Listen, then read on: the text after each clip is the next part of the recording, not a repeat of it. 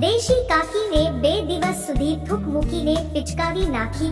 કાકી થઈ ગયા પરસેવે રેબઝેબ. મિત્રો, મારું નામ મીના છે. હું 40 વર્ષની છું. હજુ સુધી મારા લગ્ન નથી થયા, જેને કારણે મારી ઈચ્છાઓ અધૂરી રહી ગઈ છે.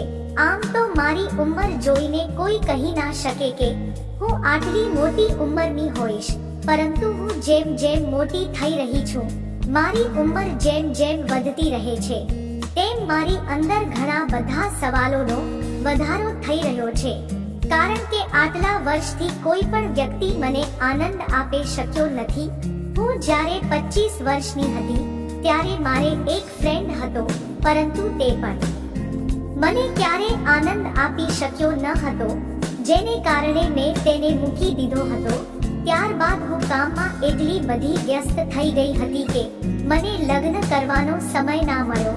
મને એવું લાગી રહ્યું હતું કે હવે તો હું એટલી મોટી થઈ ગઈ છું કે મારા લગ્ન થશે નહીં, જેને કારણે મેં પણ તે સપનું માંડી વાળ્યું.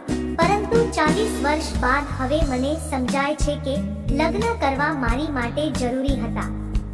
કારણ કે લગ્ન માત્ર શોખ માટે નથી કરવાના હોતા. લગ્નથી આ સંસાર આગળ વધે છે અને લગ્ન તમામ વ્યક્તિઓની જરૂરિયાત હોય છે, જેનાથી તે પોતાની ઈચ્છાઓ પૂર્ણ કરી શકે.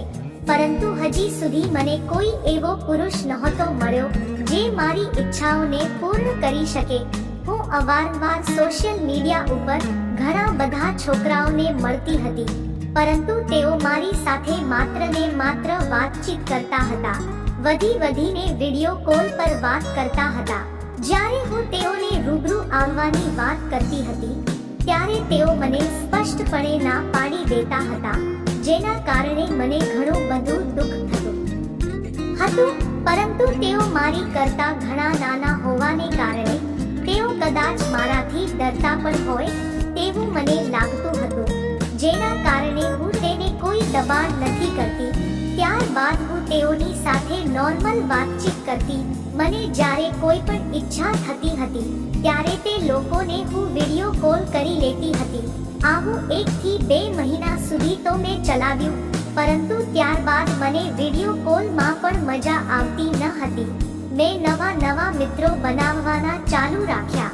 તેમાંથી એક એવો વ્યક્તિ મને મળ્યો જેને મારામાં ઘણો બધો રસ હતો. તે બીજા શહેરની અંદર રહેતો હતો. એક વખત મેં મારી બધી ઈચ્છાઓ જણાવી.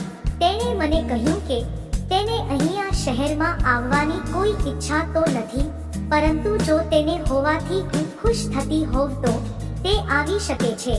તેણે મારી ખુશી માટે મારા ઘર પાસે આવવાનું વિચાર્યું. તે 2 દિવસ માટે અમારી શહેરની અંદર આવ્યો.